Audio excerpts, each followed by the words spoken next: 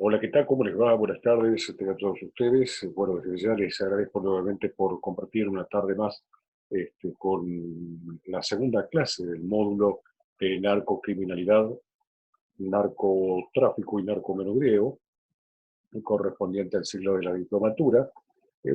Ya prácticamente voy a hacer un breve repaso sobre la normativa que teníamos nosotros en su momento, que dijimos específicamente, las disposiciones del ADMAT, pero ya las hemos referenciado, obviamente como para tener lo que es aquellos conceptos elementales de los que son las sustancias controladas, cuya distribución está prohibida por la legislación local, o bien restringida a usos médicos y farmacéuticos únicamente dispensables bajo prescripción médica. Se entiende que dentro de la definición del objetivo de seguimiento de estas sustancias se encuentran englobadas todas aquellas sustancias que son materia de fiscalización de la Dirección de Vigilancia de Sustancias Sujetas a Control Especial, de la ANMAT. Surge de la competencia precisamente de la disposición de ANMAT 4548 del 2014. Eh, Después tenemos, ¿qué más? También desde el enfoque jurídico son consideradas sustancias controladas que denunciadas en las listas anexas a la ley 19303 de psicotrópicos, la 17818 de estupefacientes, los precursores químicos referidos, decreto 1095/96, modificado por decreto 1161/2000 y referidos a la resolución 979/08. También tenemos que decir que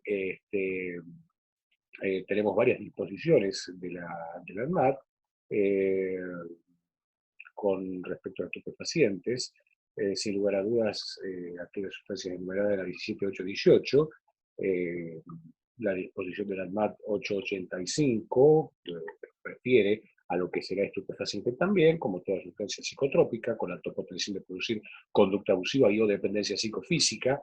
La disposición de la ANMAT, la 2385 del 2002, donde se adopta el documento glosario del Mercosur a estupefaciente, se define como toda sustancia natural y psicosintética que se encuentra incluida en el dictado 1 y 2 de la Convención Única sobre Estupefacientes de 1961 y su protocolo modificatorio de 1972, además de los estupefacientes considerados por cada Estado parte. Con respecto a lo que es el psicotrópico, bueno, teníamos también en sentido estricto una sustancia psicotrópica, cualquier sustancia química que ejerce sus efectos principales o importantes en el sistema nervioso central, eh, en nuestro reglamento jurídico nacional, según el artículo primero de la ley 19.303, daba la lista y la definición de aquellas que son, después las disposiciones del ANDAR 2385/2002, se aprueba el documento del Mercosur, glosario de términos comunes para estupefacientes, sustancias psicotrópicas y precursores, donde se define evidentemente como psicotrópico o cualquier sustancia natural o sintética o cualquier material natural relacionado con las sustancias incluidas en las listas 1, 2 a la 4 de la Convención sobre sustancias psicotrópicas de 1971. Mediante disposición de la 885 que hemos visto, que es cualquier sustancia natural o sintética capaz de influenciar las funciones psíquicas por su acción sobre el sistema nervioso central.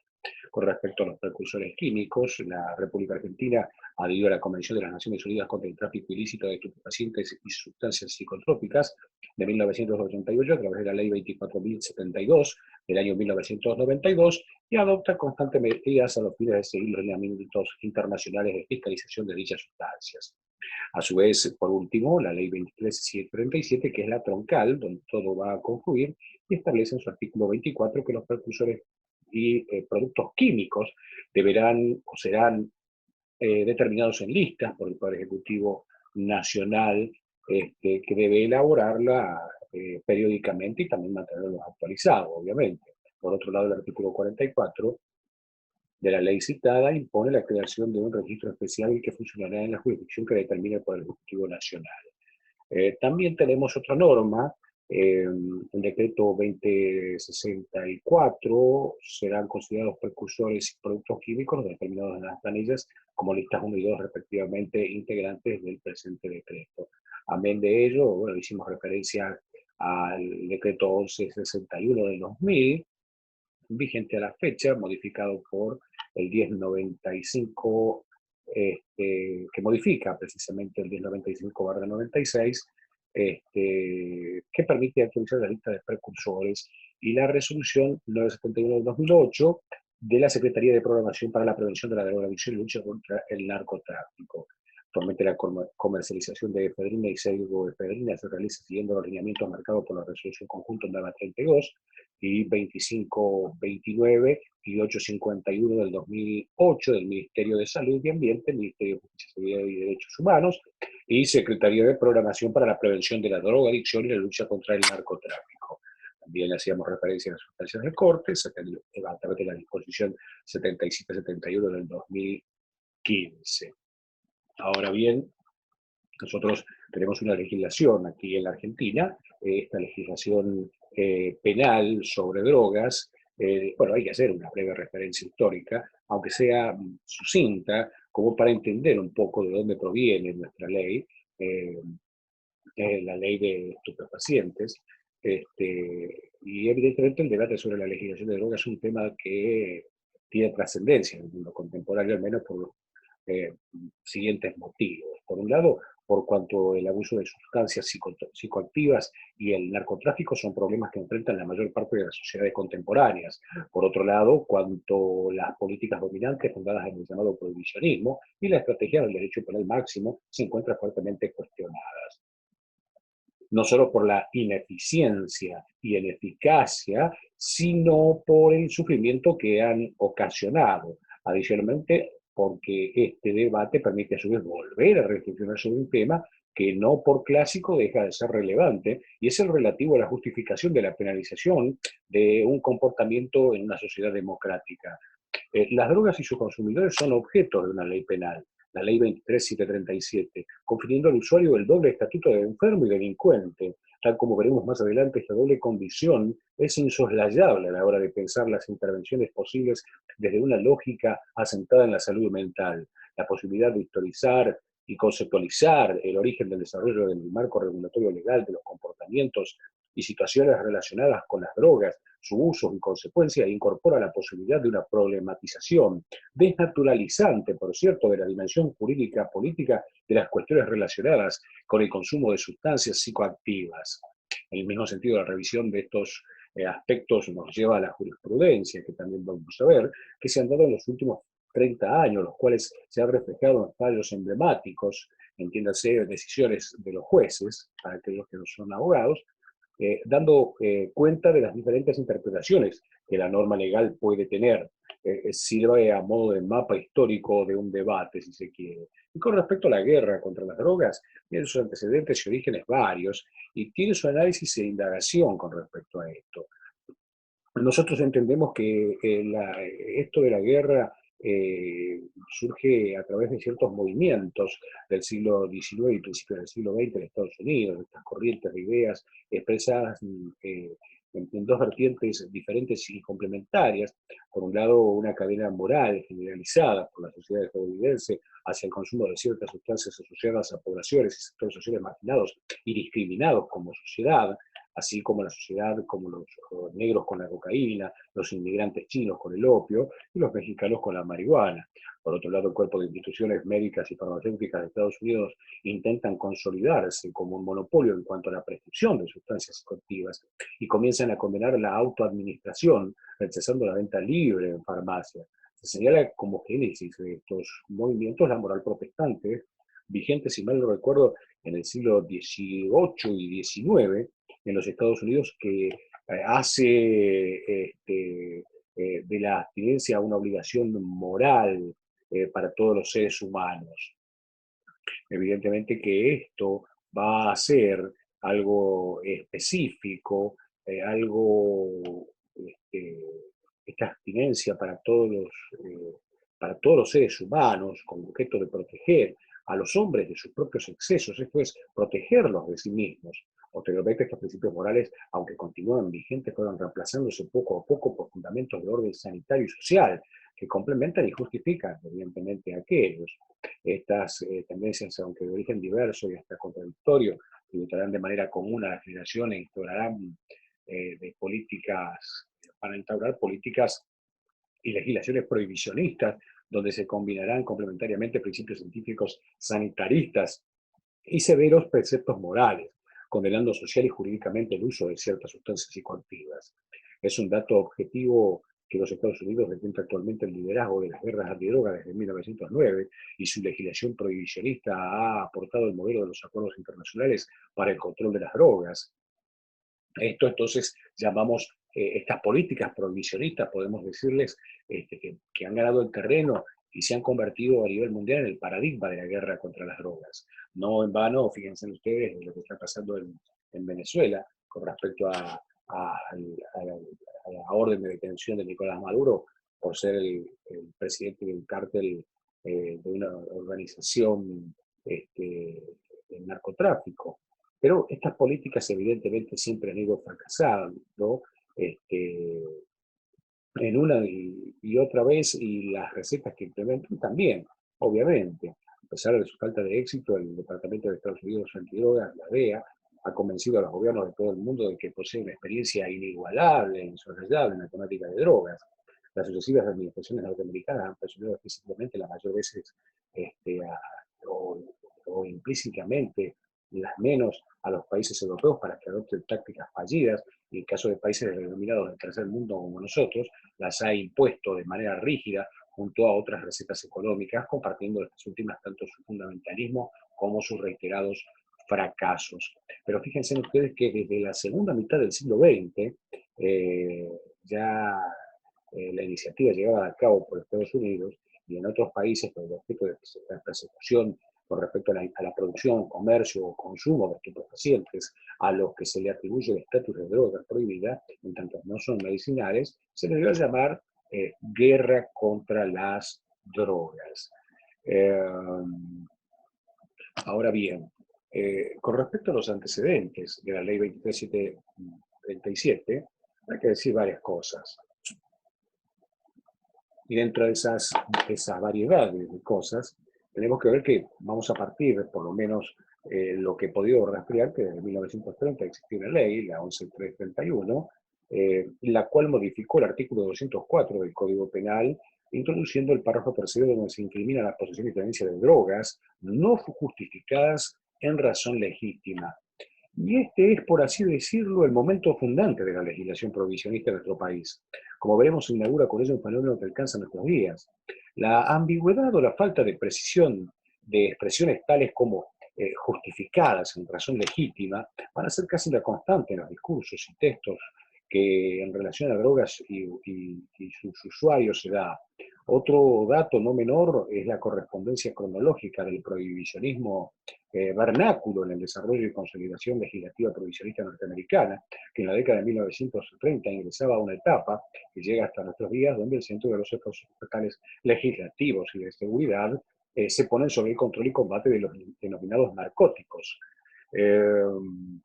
Este cambio se debe indudablemente al fin de la conocida ley seca, que implicó la vigencia de la prohibición de la manufactura, venta y el transporte de bebidas alcohólicas en todo el territorio norteamericano. Tengamos en cuenta que esto era en 1919 y 1933. Es precisamente la ley seca norteamericana que se hace el ejemplo más claro de las contradicciones y efectos que da la lógica prohibicionista muchas veces. Durante la vigencia de esta ley, la persistencia de la demanda y consumo de bebidas alcohólicas estimuló la fábrica y venta de licores. Obviamente que se convirtió en una importante industria clandestina, la ilegalidad de esta práctica que llevó que el alcohol así producido adquiera precios elevadísimos en el mercado negro, atrayendo a importantes bandas de delincuentes conocidas como mafias.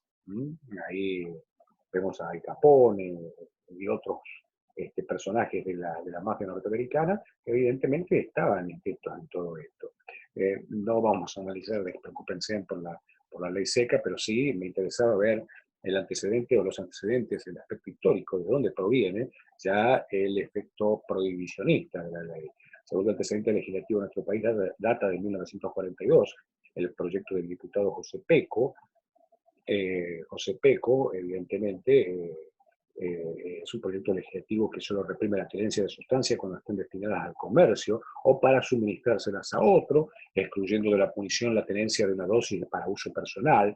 Este proyecto no fue aprobado, pero denota ya en esos años el debate existente en relación a la persecución penal de las prácticas privadas, poniendo en cuestión que la mera tenencia de drogas puede ser tratada como un hecho delictivo. Más adelante, ya en 1968, la ley 17.567 que deroga la reforma del Código Penal, la tenemos por tercera en la Argentina, introduce un párrafo en el artículo 204, definiendo que solo serán penalizados aquellos ciudadanos que poseen cantidades que excedan los que correspondieran a uso personal. Fíjense que estoy hablando de uso personal y esto de uso personal va a traer bastante complicaciones a posterior. Esta ley vinculaba la tenencia de dosis mínimas que correspondieran al mero consumo individual con las secciones de la esfera de la libertad, consagradas en el artículo 19 de la Constitución Nacional. Les recuerdo, el artículo 19 de la Constitución Nacional, palabras más o palabras menos, dice que las acciones privadas de los hombres, que de ningún modo ofendan al orden y a la moral pública ni perjudican a un tercero, están solo reservadas a Dios y exentas de la autoridad de los magistrados. Ningún habitante de la nación será obligado a hacer lo que la ley no manda, ni privado de lo que ella no prohíbe.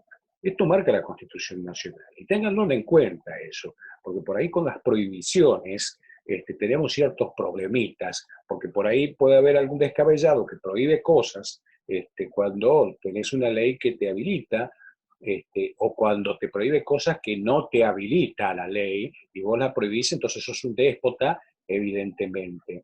Entonces este artículo 19 hay que tenerlo bastante presente aquí con respecto a las políticas públicas. Pero es importante señalar que esta reforma penal se da en el marco de un gobierno dictatorial encabezado por el general Juan Carlos Onganía. Por lo tanto, la historia nos depara el hecho paradójico que durante el transcurso de una dictadura militar que se cerró las garantías constitucionales, la tenencia de drogas para consumo personal se encontraba exenta de la autoridad de los magistrados y por lo tanto no era una conducta penalizada. Las razones de esta paradoja pueden atribuirse a la injerencia del jurista Sebastián Soler, un penalista, como nosotros son abogados estudiamos en su tiempo de este abogado, en la redacción de dicha reforma. Sebastián Soler ya fue procurador, por ese entonces, procurador general de la Nación en la década de 1950, se lo recuerda entre otras cosas por haber eliminado el reglamento de procedimientos contravencionales, o sea, lo que sería la ley de contravenciones policiales o código de faltas. La argumentación era que este reglamento otorgaba una autonomía a la policía frente al Poder Judicial, ya que facultaba al jefe de policía a constituirse en juez de primera instancia, a sumariar y a condenar sin la intervención de la justicia ordinaria. Más o menos no ha variado mucho aquí en la provincia, pero bueno,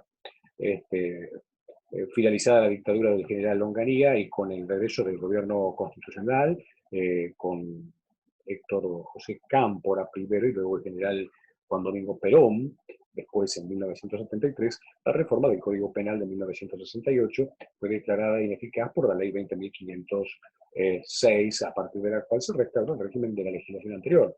Como se había mencionado en un apartado anterior de mi alocución, la evolución de la legislación prohibicionista norteamericana, sobre todo a partir de la década del 70, va a ir marcando y delimitando a las legislaciones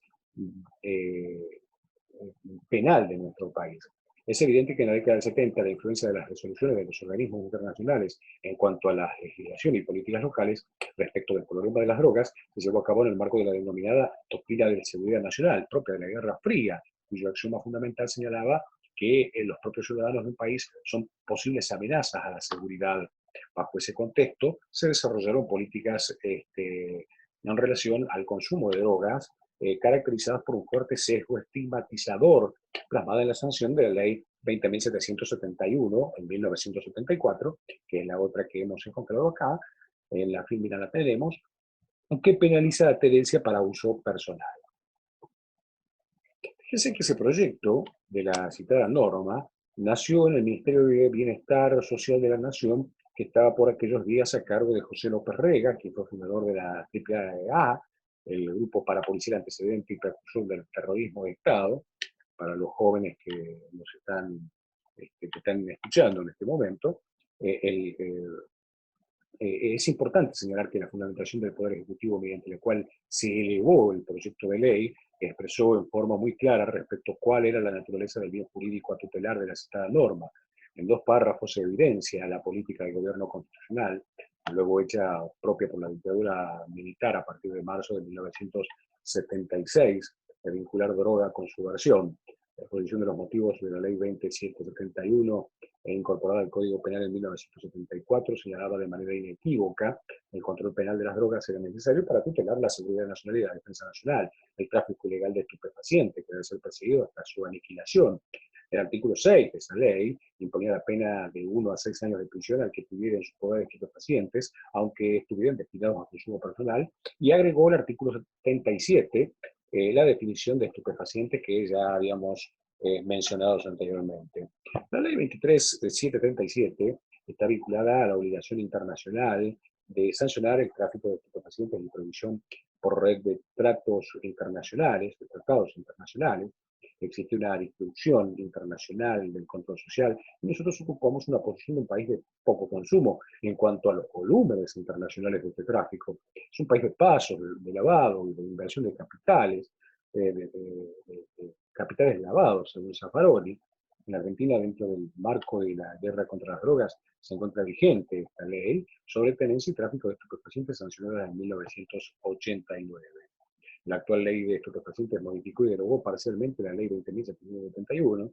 La ley de estupefacientes actualmente en vigencia surge a partir de un proyecto del diputado radical Lorenzo Cortese, siendo sancionada el 21 de octubre de 1989.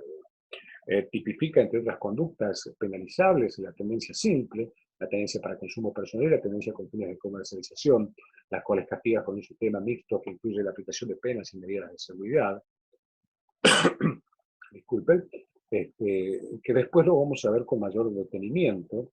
El último módulo, cuando lo confrontemos con lo que hace al narcomenudeo o microtráfico, y prevé también medidas de seguridad de esta norma, curativas y educativas, alternativas a las penas de libertad para quienes consideran usuarios de droga.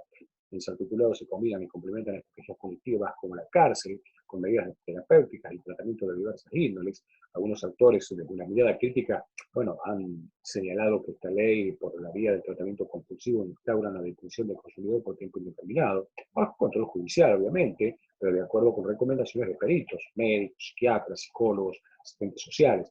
De manera que la ley impone al profesional de la salud mental a cumplir funciones no solo de orden sanitario, sino también, y esto es remarcado como muy alarmante, de agente de control social. En la misma dirección crítica y tomando algunas de las estadísticas oficiales en nuestro país, ya vamos a compartir algunas primeras sobre estadísticas, se ha convertido en la primera causa de arresto contra las mujeres en nuestro país.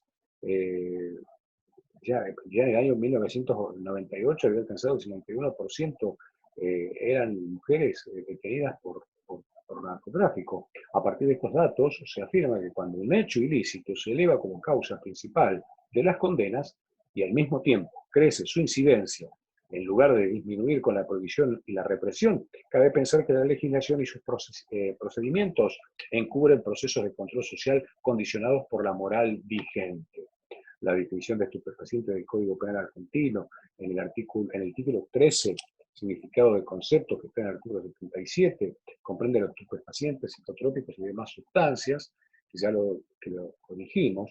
Acá recién dije una palabrita, bien jurídico. El bien jurídico es aquel bien que el derecho amparo protege. Su carácter deviene de la creación de una norma jurídica que prescribe una sanción para toda conducta que pueda lesionar dicho bien. Sin la existencia de dicha norma que tiene que estar vigente y ser eficaz, el bien pierde su carácter de jurídico. En lo jurídico siempre es importante determinar cuál es el bien jurídicamente tutelado y en el caso de que hubiere más de uno, establecer el orden de preeminencia. En el caso de la ley 23737, el bien jurídico es la salud pública, a lo cual luego se le agregará el bien jurídico seguridad pública.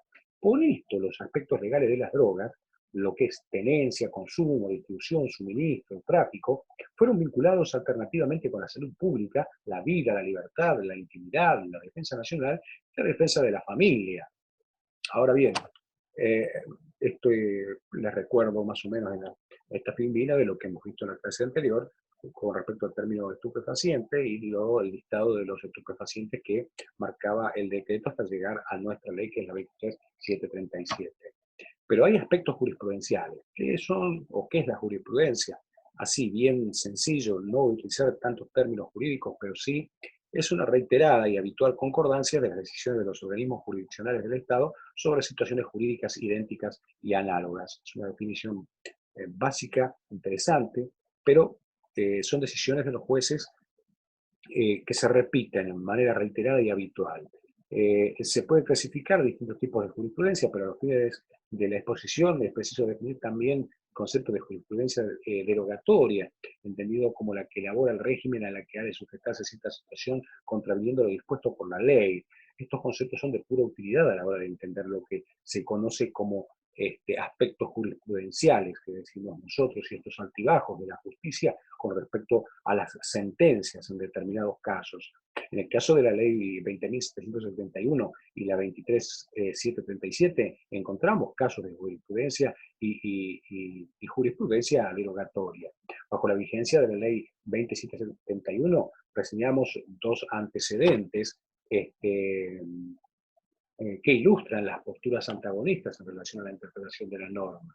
En 1978 tenemos una causa, la causa Colavini, surgida por la tenencia de 2 cigarrillos de marihuana. La Corte Suprema de la dictadura militar resolvió que la tenencia para uso personal era punible. En ese fallo la Corte recogió los argumentos del Procurador General de la Nación, en el sentido de que el uso de estupefacientes va más allá de un mero vicio individual para convertirse por la posibilidad de su propagación en un riesgo social que perturbaba la ética colectiva.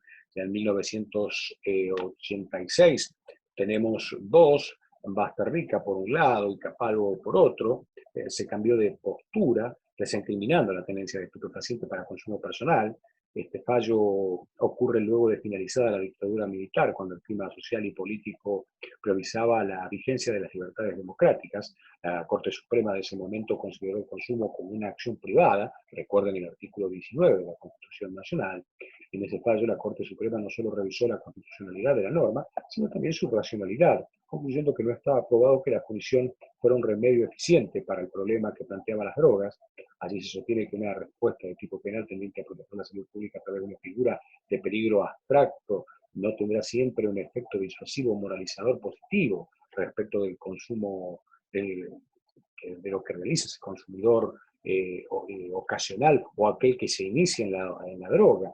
Y en muchos casos, ante su irremediable rotulación como delincuente, el individuo será empujado al accionar delictivo, inducido por la propia ley.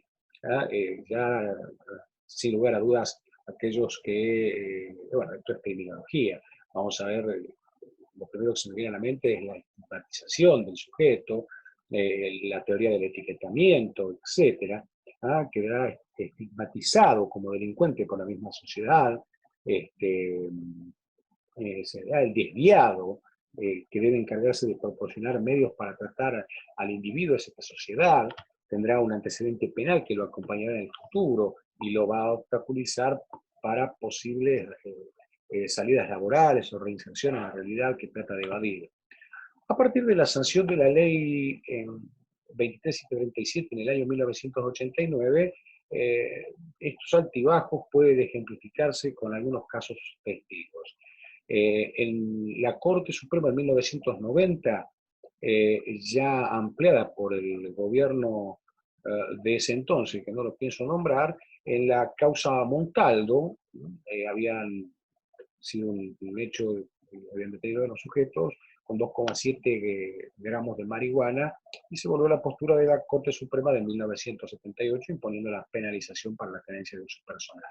En 1994 la Cámara reabrió la polémica, absolvió a una persona que había sido encontrada con 4 gramos de cocaína y un cigarrillo de marihuana, pero en octubre del 95 la Corte Suprema ratificó su fallo de 1990 la votación del máximo tribunal fue bastante reñida, la mayoría fue alcanzada por el número justo, 5 de los 9 ministros revocaron el fallo de la Cámara Federal. El Procurador General de la Nación, Iturbe, por ese entonces, dictaminó previamente que cualquier actividad relacionada con el consumo de esas sustancias pone en peligro la moral, la salud pública y hasta la misma supervivencia de la nación. En 1996, el mismo Ángel Iturbe ordenó a todos los fiscales apelar las decisiones de los jueces de archivar las causas por tenencia de drogas con escasa cantidad para el consumo personal. Los jueces venían archivando el 60% de las 800 causas anuales por infracción a la ley de estupefacientes 23737, que integraban a los juzgados federales por mes. En el año 2009, bueno, ahí sí aparece un caso que es el que todos conocemos, es el que generó más polémicas, el que más nos trae a la mente. Pero fíjense ustedes todo el agua por donde hemos transitado, el río que de causas de jurisprudencia que nos ha llevado hasta el fallo Arriola. La Corte Suprema de Justicia consideró que el gran incremento de causas por tenencia por consumo personal a partir de la ley 23737 demostraba que el resultado no era acorde al fin con el que había sido concebida, sino antes bien probaba el fracaso del efecto disuasivo que se había pretendido obtener persiguiendo indistintamente al tenedor del estupefaciente para consumo personal, señalando en el mismo fallo que en el caso no se habían acreditado que la conducta de los imputados hubiese afectado de alguna forma el bien jurídico protegido por la norma, es decir, la seguridad, la salud pública.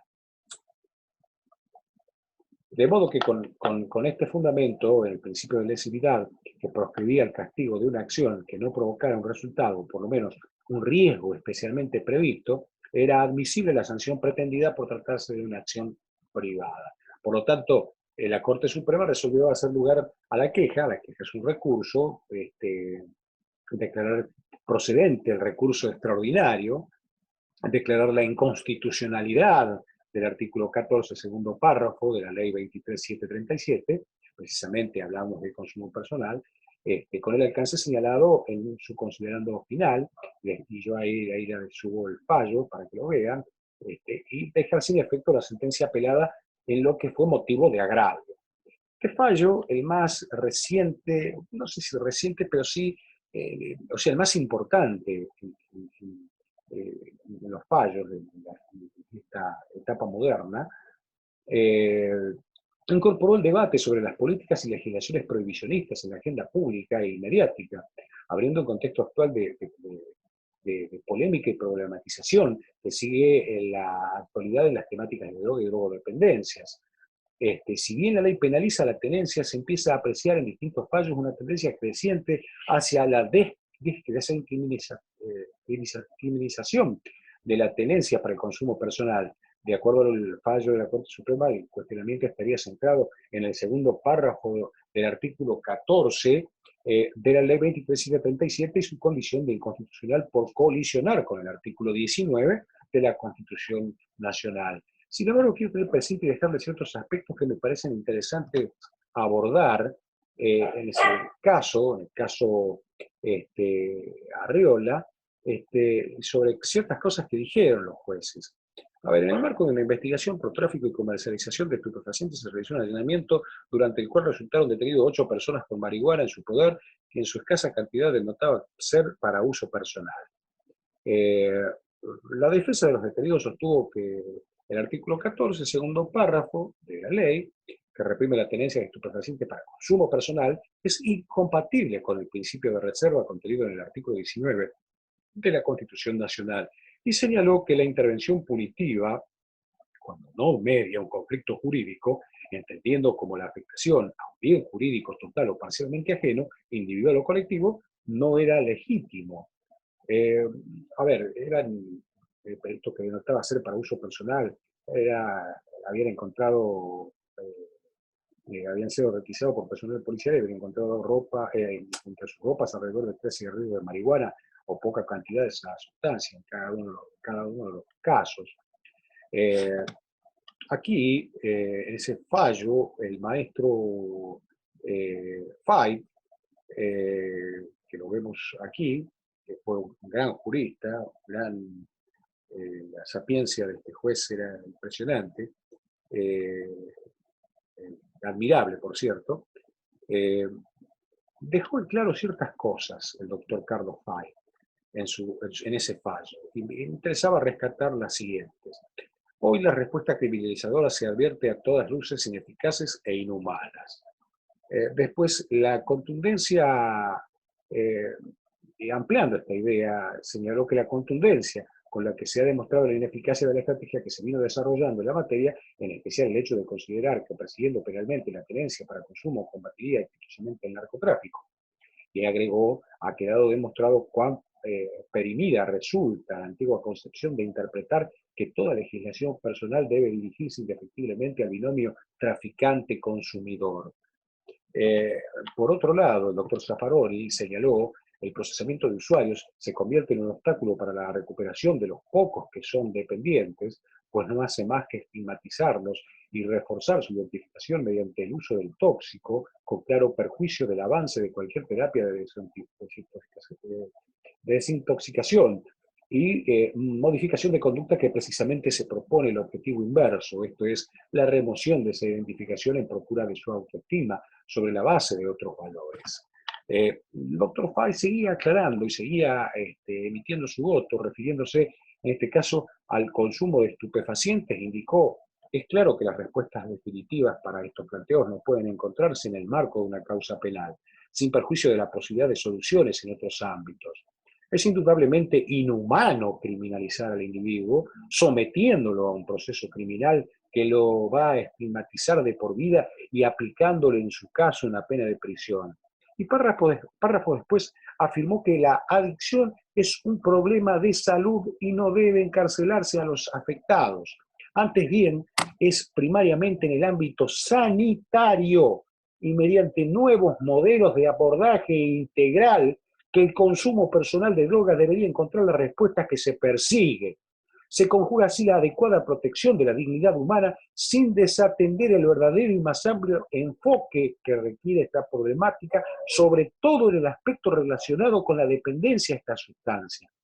Finalmente finalmente la Corte, yendo más allá de una solución del caso penal, exhortó a todos los poderes públicos a asegurar una política de Estado contra el tráfico ilícito de estupefacientes y a adoptar medidas de salud preventivas, con información y educación disuasiva del consumo, enfocadas sobre todo en los grupos más vulnerables, especialmente los menores, a fin de dar adecuado cumplimiento con los tratados internacionales de derechos humanos suscritos por el país. Les recuerdo precisamente esta última parte del fallo, porque hacen muchos oídos sordos a este aspecto, con respecto, obviamente, a las políticas públicas contra el narcotráfico. No veo ninguno que esté arremangando, metido en el lodo o en el barro. ¿Ah? Seguimos con los dealers, seguimos con menores con esta problemática. Pero bueno, en definitiva, son los actores de la política pública, yo me encargo simplemente de denunciarlo desde la cátedra, muchas veces la incompetencia de algunos sujetos que se pretenden hacer las cosas bien y no las hacen, y creo que ustedes pueden dar un aporte con respecto a esto. En la evolución de la problemática de esto con respecto a la evolución de la población de las mujeres privadas de la libertad, lo tenemos en el 2017, fíjense cómo ha ido en aumento, la evolución anual de las detenciones por infracción a la ley 23737 realizadas por fuerzas federales, del 2015 al 2018, tenemos aumentado exponencialmente. Después, causas iniciadas por infracciones, tenemos un montón, y las elevadas, menos 12.467, de 173.671 iniciadas. La evolución anual de la población carcelaria por infracción a la ley 2377 en Argentina desde el 2002 al 2017, es bastante, muchísimo. 11.784, en lo que va desde, o sea, el tope máximo del 2017. Ahora bien, tenemos ya en el plano internacional tenemos 3 convenciones de las Naciones Unidas sobre drogas. Las 3 convenciones son la Convención Mundial sobre Estupefacientes de 1961, Convenio y las Sustancias Psicotrópicas de 1971 y la Convención sobre el Tráfico Ilícito de Estupefacientes y Sustancias Psicotrópicas de 1988. En lo que respecta a la Convención Única sobre Estupefacientes de 1961, básicamente aquí tenemos las listas. La Convención Única sobre Estupefacientes fue suscrita en 1961.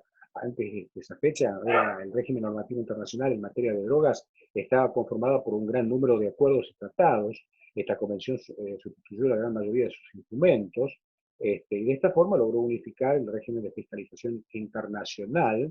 Este, Además, consolidó la competencia de Naciones Unidas en materia de fiscalización de estupefacientes. Bueno, ahí lo vemos al listado, ahí ustedes lo pueden ir apreciando, cuáles son las listas que contienen las sustancias prohibidas. Después tenemos bueno, el convenio de sustancias psicotrópicos de 1971, al igual que el anterior, se incluyen y se modernizan otras sustancias, el listado. El convenio suscrito en 1971 se adoptó como respuesta al aumento del consumo experimentario y recreativo de muchas drogas sintéticas durante los años 60 del siglo pasado. En esencia, este convenio hizo extensiva las medidas de fiscalización internacional previstas en la Convención de 1961 a varias sustancias psicotrópicas, en su mayoría sintéticas, por ejemplo, estimulantes, sedantes y alucinógenos. Sin embargo, en comparación con los controles estrictos que existían sobre las drogas que derivaban de las plantas, el Tratado de 1971 impuso una estructura de control un tanto más débil debido a las presiones de industrias farmacéuticas durante las negociaciones. Al igual que la Convención de 1961, el Convenio de 1971 establece un sistema de clasificación de las sustancias sujetas a fiscalización en 4 listas con diferentes grados de control.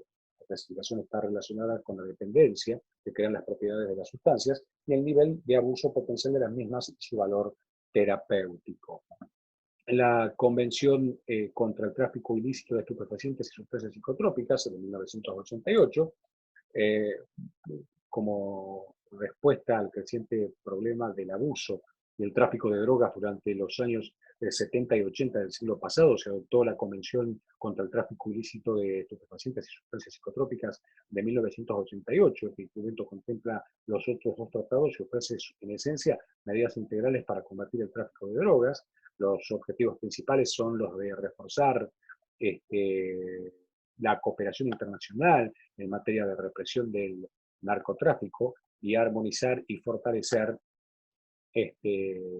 la legislación penal interna. Para ello impone a las partes la plena obligación de penalizar conductas tradicionalmente relacionadas con el tráfico de droga.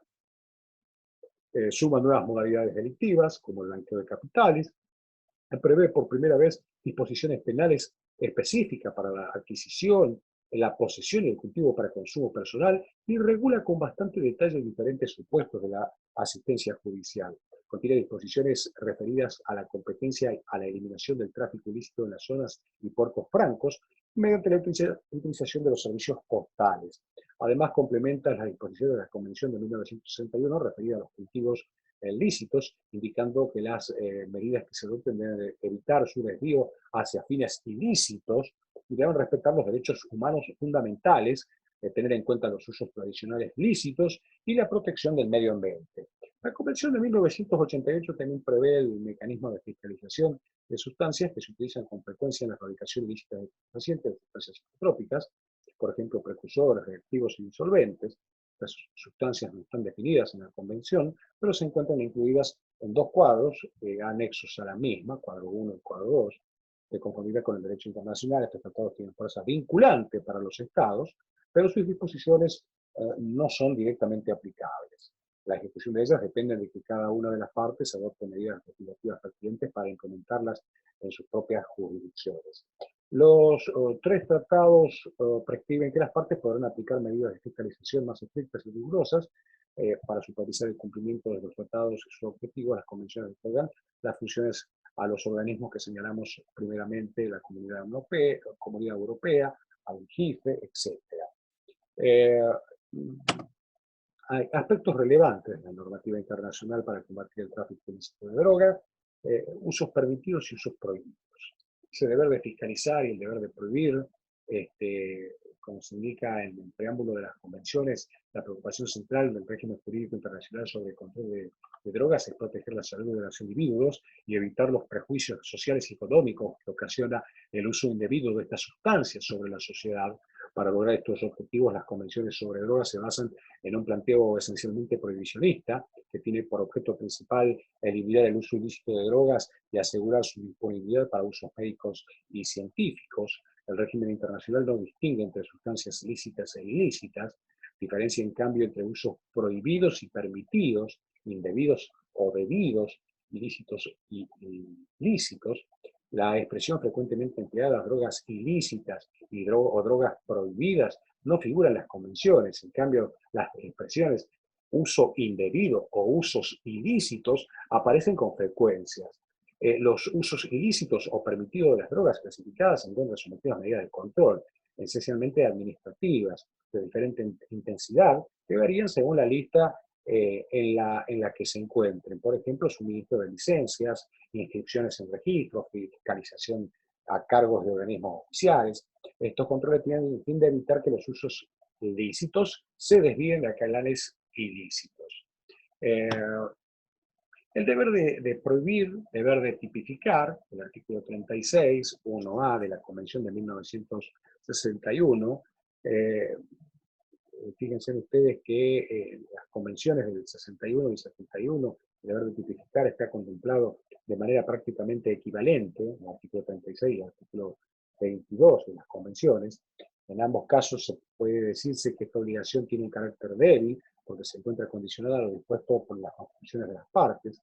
El texto de la disposición del artículo 36 de la Convención de 1961, a reserva de lo dispuesto por su constitución, cada una de las partes se obliga a adoptar las medidas necesarias para el cultivo y la producción, fabricación, extracción, preparación, posesión, ofertas en general, ofertas de venta, distribución, compra, etcétera. Y ahí lo tienen en la firmina y lo están observando.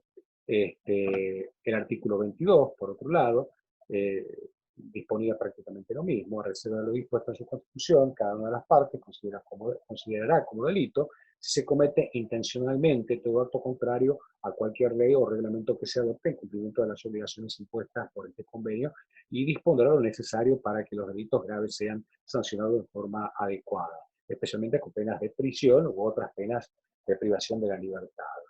Entre estos dos instrumentos existe, no obstante, una diferencia de fondo. El convenio de 1971 utiliza una fórmula general para definir los actos que están sujetos al derecho penal. Todo acto contrario a cualquier ley o reglamento que se adopte en cumplimiento de las obligaciones impuestas por este convenio, dice. Mientras que la Convención del 61 emplea primordialmente el método enumerativo, cultivo, producción, fabricación, y solo de manera complementaria una fórmula general, o cualquier otro aspecto que en opinión de la parte puedan efectuarse en infracción de las disposiciones de la presente convención. La convención de 1988 ha reforzado la manera considerable del régimen de control penal. Bien. El deber de tipificar la posesión para consumo personal, las disposiciones, las disposiciones penales de la Convención del 61 y la del 71 no mencionaban expresamente la finalidad para consumo personal. Bajo estas regulaciones, la cuestión de si ella debía criminalizarse no estaba completamente resuelta. Esto cambió con la Convención de 1988, pues como mencionamos, incluyó una disposición que específicamente obliga a las partes a tipificar como delitos penales la posesión, también el cultivo y la adquisición para consumo personal, siempre que ello esté de acuerdo con sus principios constitucionales y los conceptos fundamentales de su ordenamiento jurídico, es decir, de todo el plexo normativo. El texto del artículo es el siguiente, a reserva de sus principios constitucionales y de los conceptos fundamentales de su ordenamiento jurídico, cada una de las partes adoptará las medidas que sean necesarias para tipificar como delitos penales conforme a su derecho interno cuando se cometan intencionalmente la posesión, la adquisición o el cultivo de estupefacientes o sustancias psicotrópicas para el consumo personal en contra de lo dispuesto en la Convención de 1961 en la Convención o en la Convención de 1961 en su forma enmendada o en el convenio de 1971. De hecho, en comparación con el resto de las conductas tipificadas en la Convención de 1988, las que tienen como destino el consumo solo en el marco de las disposiciones referidas a las sanciones, sino también con respecto al decomiso, a la extradición, a la asistencia judicial recíproca, pues estas disposiciones solo se limitan a delitos más graves contemplados en el instrumento. Bueno, hasta aquí creo que hemos llegado con este aspecto en lo que hace a la legislación nacional y lo que hace a la legislación internacional en materia de narcotráfico. En principio, esto es el esquema general. Obviamente yo les voy a mandar la normativa como para que la tengan ustedes, y me va a interesar que vayan estudiando y vayan observando, puesto que en la última clase lo vamos a tocar en profundidad a ciertas conductas que son prohibitivas, criminalizantes, en comparación, en confrontación, va a ser el estudio con respecto a lo que hace a la ley de narcomenudeo.